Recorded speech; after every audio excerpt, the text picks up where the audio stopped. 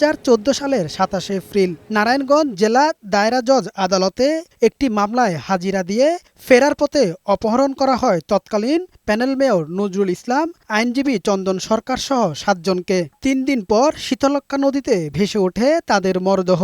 সারা দেশে চাঞ্চল্য সৃষ্টি করে এই 7 খুনের ঘটনা।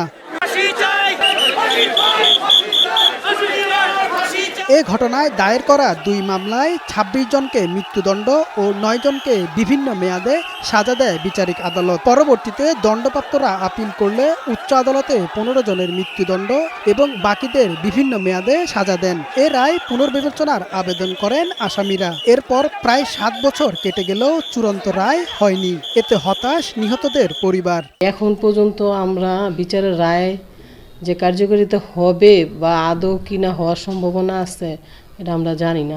এই 7টা বছর আপিল বিভাগে যে মামলার আটকে আছে, কেন আটকে আছে তাও বলতে পারছি না। আসামিদের বাঁচাতে বিগত ফ্যাসিস্ট সরকার নানাভাবে চেষ্টা করে বলে দাবি নাগরিক সমাজের।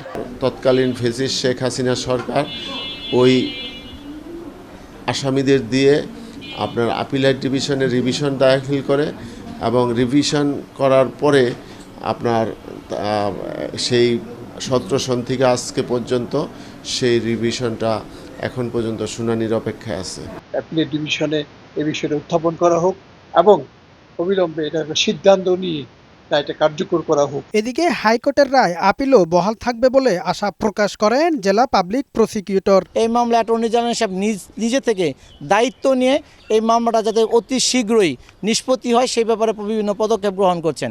মামলা বিচার কাজ দ্রুত শেষ করে রায় বাস্তবায়নের দাবি জানিয়েছেন নিহতদের স্বজনরা। কামাল উদ্দিন, বৈশাখী সংবাদ।